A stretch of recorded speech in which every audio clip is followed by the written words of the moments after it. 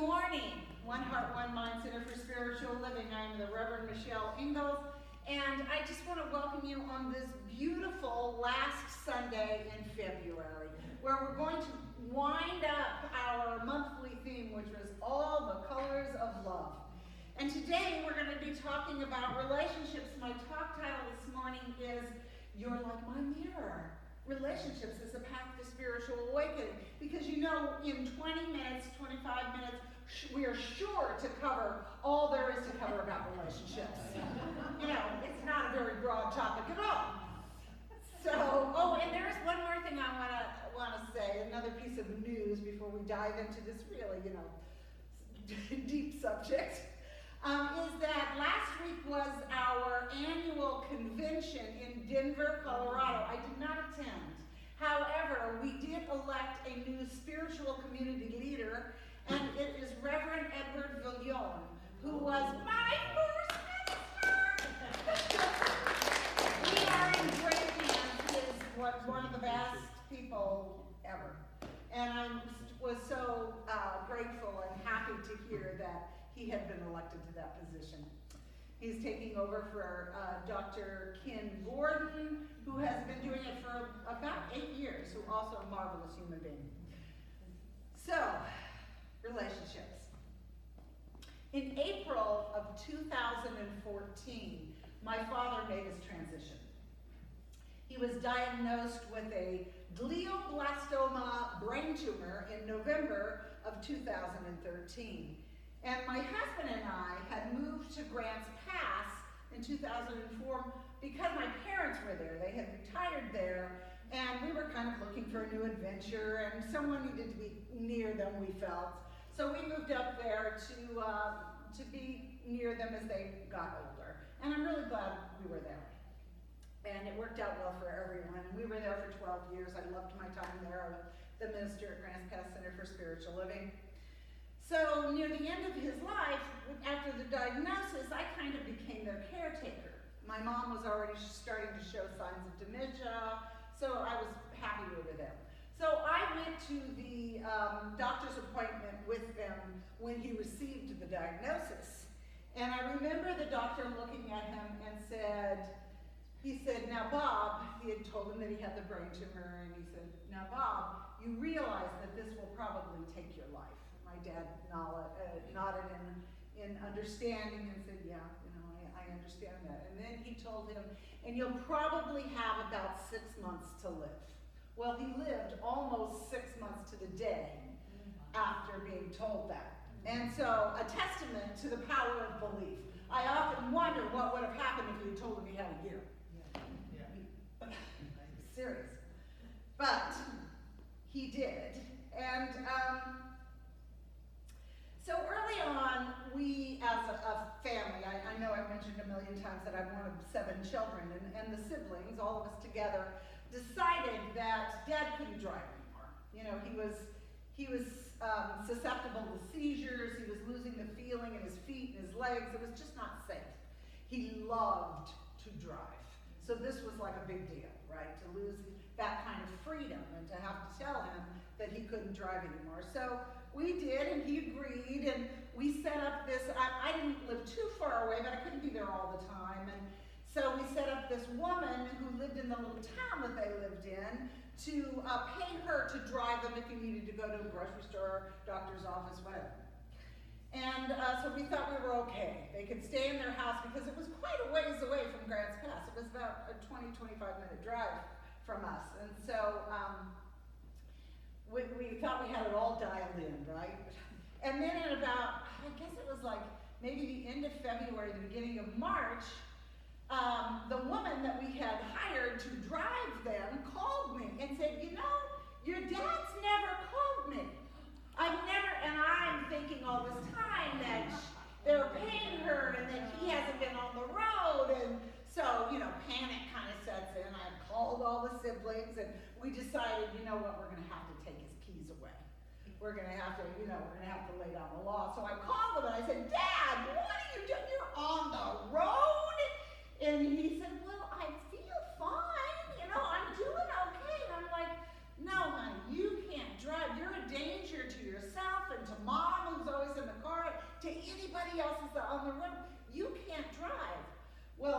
couple of weeks went by and I found out through my mother, who fessed out, that he was still driving. And so it was the end of, and also the hospice woman, caregiver, thank goodness for hospice. What a fabulous group of people. Oh my gosh, I'm telling you. Anyway, she said, I can't believe your father's still driving. And I'm like, what? My father's still driving? So it was about the third week in March. I remember that because it was about 2 weeks later he passed away. And I went up, and I was not looking forward to this conversation. I knew that I had to go up and take away his keys and just lay down the law and say, you know, this just can't go on. We can't have this. And I knew that it was going to be a really difficult and challenging conversation because I was going to have to look my father in the face and face his imminent death. I was going to have to be that raw and that vulnerable, and I had no idea how the outcome would be. And up until that time, my father had been kind of approaching this whole diagnosis in an interesting way. He wanted to get the most out of his remaining time, and I get that, but he was a little bit in denial. He was kind of pretending as if everything was just copacetic, nothing wrong here. When I'd call my mother, and remember she was already beginning to display signs of dementia, I'd ask her, well, how's Dad doing? Oh, he's fine! You know, beside the fact that he's dying of a brain tumor, everything's great. Poor Mom. I love her. But anyway, so he kind of approached it like, you know, I'm not really going to look at the reality of this. So we hadn't really, even though all of my 6 siblings had come to see him before his birthday was in January. He turned 80 and we had a big celebration for his 80th birthday. And he was still kind of dealing with it in a very superficial way, not really getting down to the meat of it. You know, we were kind of skating the issue that this was probably the last time that we'll all be together.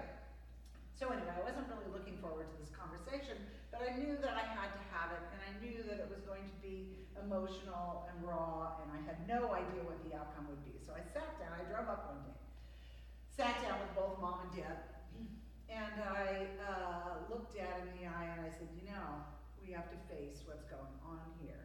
We have to look at the fact that you still are driving, and this is a real hazard for everyone. And I know that this is going to be difficult because it's one step closer to you losing your freedom and towards the end of your life.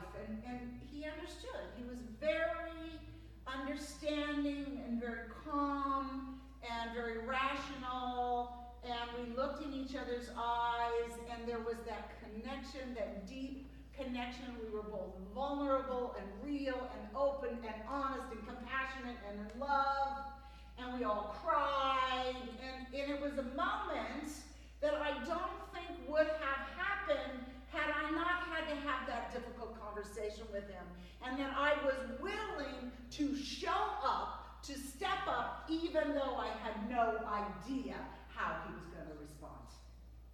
So we had the conversation and had our tears, we had our moments, and I looked him in the eye and I said, you know, Dad, I'm going to have to take the keys to the car and to the pickup truck with me. And he looked right back at me and said, oh no, I'm going to drive tomorrow.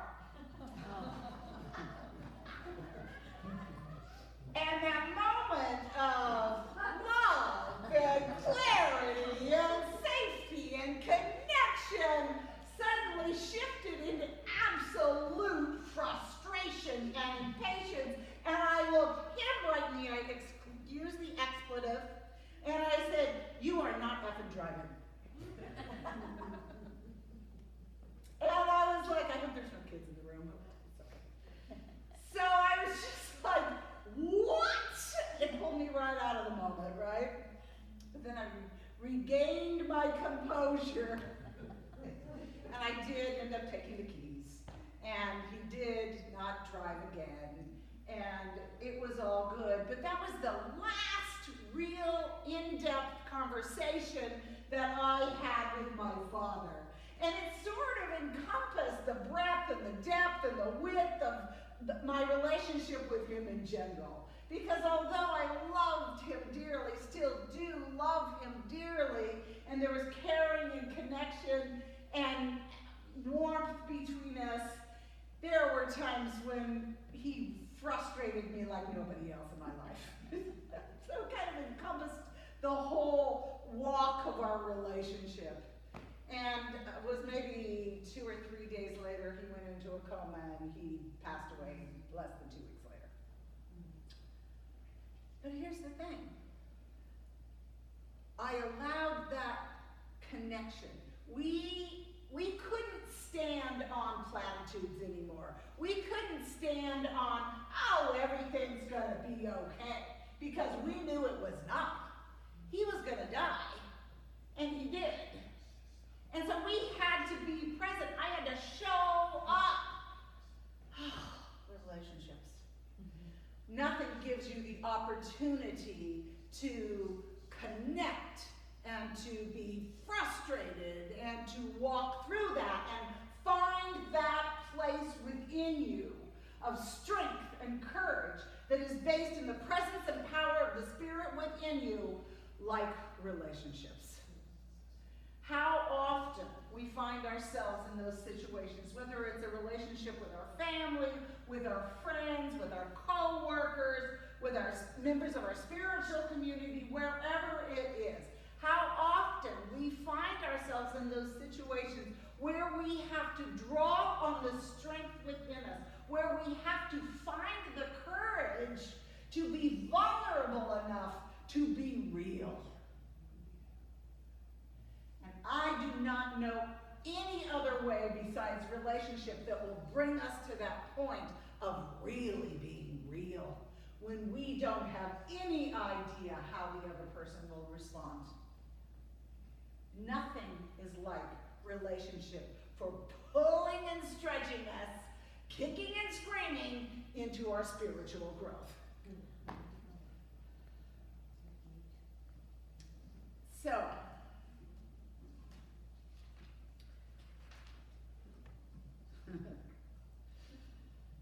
yeah. So what I learned from that encounter with my dad was really profound for me and changed how I show up in relationships, really. What I learned was that the degree to which I was willing to bare my soul, to show up and be present, was the degree to which I will know at a deeper level who I really am, to connect with that place of divinity within me. And it's really all up to me. How willing am I to let go of the idea of whatever the situation is and whatever the person is and whatever I think should happen, to be present to what actually does take place and to allow that presence of the divine, the Spirit within me, the connection I have with the all that is, to run the show. You know, how willing am I to do that? And that is how much I will be stretched and grow. You know, years ago I gave this talk, and I think about this talk a lot because, you know, there are some talks that just touch you. And the talk was called The Primary Relationship, and it was all about the relationship that we develop with Spirit. It's really the relationship we develop with ourselves. And that's ongoing, and it moves and shifts and changes as we go through different experiences, as we grow, as we encounter different experiences in our lives. But that primary relationship is the relationship that is foundational to, that drives and informs and moves us through everything else. And when that is solid, it's okay if we don't know the outcome to a particular situation. It's okay. We know we're going to be okay because we know who we are. And that primary relationship is something that Ernest Holmes writes about, talked about. It was really the essence and the foundation of the science of mind philosophy, is building that relationship between the divine creator, who we are an expression of, and who is always moving us and changing us and bringing us to a new level of understanding about who we are and why we're here. So that relationship, well, I have a great quote. You know, there's so many quotes, and I ran across this one in the Living the Science of Mind Mind book by Ernest Holmes, and he wrote this: "This supreme being is at the center of each of us. To it we may come for guidance. And from it we may draw both inspiration and the power to live, stand, walk, or sit. Every act is an outcome of consciousness, and every movement is within the divine being. And since the divine being is everywhere, it must also be at the center of our own life." Wow. Sometimes he just really nails it. And this is really it. The Spirit is at the center of our life. And to the degree that we let it be our life, it will guide us, it will inform us, it will inspire us. We will intuitively know exactly how to show up, even when it's a challenging or difficult situation. So I love this, and I think that that's really the essence of what we're all about here, is being in relationship. I mean, honestly, think about it for a minute. We're in relationship to everything. I mean, well, what are we not in relationship? I'm in relationship to you. But here's the thing, we're also in relationship to our idea of a thing, to our idea of Rosalie or Morgan or me. And I think it's incumbent upon us to always ask the question, is my idea of that person, of myself, of this situation, what I want it to be and my expectation of it, or is my idea of it open enough to allow it to be what it is? You know what I mean? So here's an example. When I first got married years and years ago, I was in relationship to my idea of what it was like to be married. I was in relationship to my expectation of what that would be like. I was in relationship to what I thought a family should look like, and I didn't make the space for my husband to be who he was. I didn't make the space for the relationship to meet both our needs and to be open and expansive and growing. I had an idea and I knew that I was right. And so instead of letting him be who he was, being open, honest, I didn't want to be that vulnerable, that was too scary. I used our intimate relationship to weaponize what I knew about him to make him wrong. Now, I'm sure none of you have ever done that. Because I know that blame and judgment are addictive. Because if I'm blaming you and you're wrong, I'm okay. You know what I mean? But I didn't let him be who he was. And when I first came into ministry, I had an idea. I was in relationship to the idea of what it was to be minister. That went away quickly. Because in my actually being a minister, I learned that it is much more multifaceted than I had ever thought. But the difference was, I was not married to that idea of minister. I was not tethered to that idea. I was willing to open up my my growth and my spiritual awareness of what the gifts that I brought into ministry could look like if I allowed it. Does that make sense? I know that none of us are ever married to our idea about how a person or an expectation of a situation should be, right? No. So that's really, allowing ourselves to let go of our expectation of what something should look like is the first step into really being present and showing up to what a relationship can bring us, to what the gifts are in a relationship. I sort of lost my train of thought here, so, I said that. So, and that's what really happened in my last conversation with my father, is that I let go of everything I thought I should know about the relationship, and we just got real. Relationship really is about connection. It's about connection. I love Brene Brown. I read a lot of her books. I dipped into Daring Greatly as I was preparing my talk. And one of the things that she says over and over again is that all life is about connection. And all life is about relationship. And I couldn't agree more. And she talks about how connection is blocked when we don't know, when we are not in touch with our innate worthiness within us, when we are afraid that who we are is so unlovable that if somebody knew who we really were, they wouldn't care about us at all. And to be able to step into the courage, and she also says this in one of her books, that courage comes from the Latin word cor, C-O-R, which means heart. And that the original meaning of the word courage means to tell your story with heart. To tell your story with heart. She called it wholehearted being.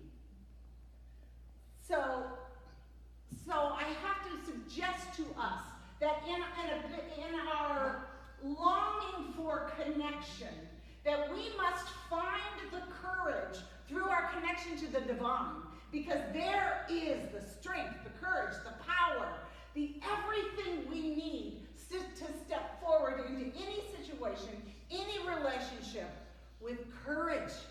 To know that even though I may not know the outcome here, I know that I am worthy, I belong here, and that I have gifts to bring, and I'm okay. No matter what. And that is where the spiritual component of the idea of vulnerability and connection and worthiness comes into play, because we have something within us that can never be injured, that can never be changed. And we can stand on that as we move forward fearlessly into our relationships. And there's one other point that I want to make before we go into prayer here, and that is that we as a culture have a tendency to numb our feelings of the unpleasant. We don't want to face, oh, this could be uncomfortable, I don't want to go there. I'm just going to talk about how wonderful life is. And it's different than just being optimistic or setting an intention. It's avoiding the fact that my father was going to die. I didn't want to have to look at that. I didn't want to have to look at him in the eye and say, hey, Dad, I love you, and it's tearing my heart out that you're not going to be here anymore. I didn't want to have to do that. Often we just don't want to have to speak the truth that is right in front of us, and so we avoid it. But here's the thing, we cannot selectively avoid the bad stuff, because we won't get the good stuff either. If we want to have the joys and the pleasures and the delights of life, then we have to be willing to face the uncomfortable. We have to be willing to have the courage to tell our story of who we are and how we feel, to make an authentic connection with another human being and say, this is who I am. Who are you? Please tell me. Because whatever it is, it'll be okay. So to be able to get the good stuff, we have to have the courage to walk through the bad stuff, or the uncomfortable stuff, let's call it. Because it's where life blossoms.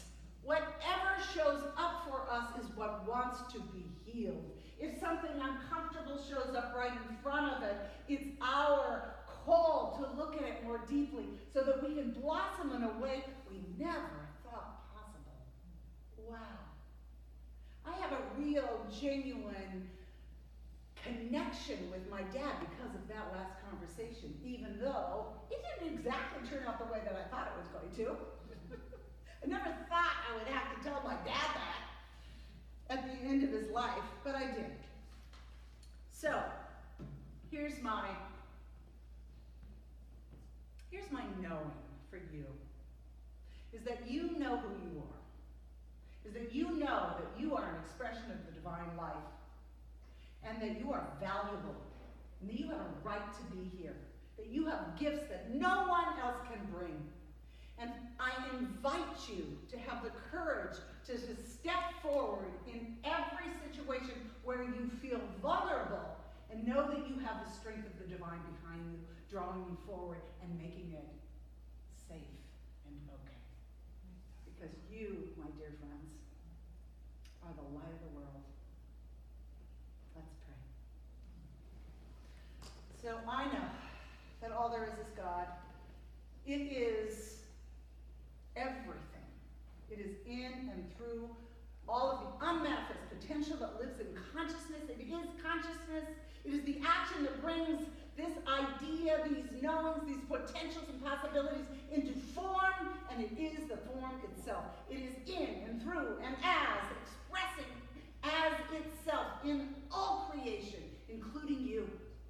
Right where we are, God shows up. And the degree to which we experience is the degree to which we say yes to its presence and its power and its beauty and its love.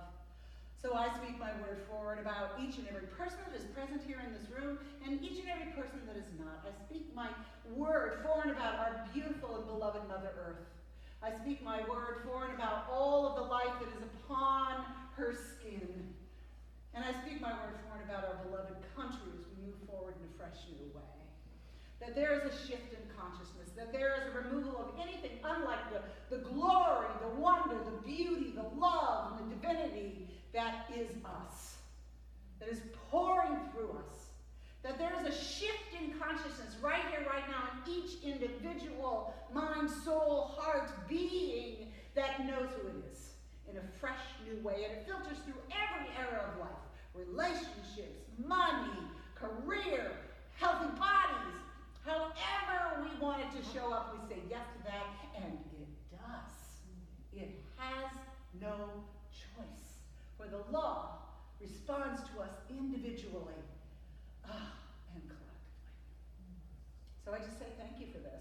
I know that as I speak these words, they are already true in the mind of God. They are already true in your mind. They are already true in the vast expression of creation everywhere. I release them in confidence, knowing that they are already on their way to manifestation. They are already on their way to demonstrate in each and every individual life and part. For this, I was just so grateful. Oh, I relax into that, knowing all is well, and knowing that this prayer is complete. And together, we signify our agreement by saying, and so it is.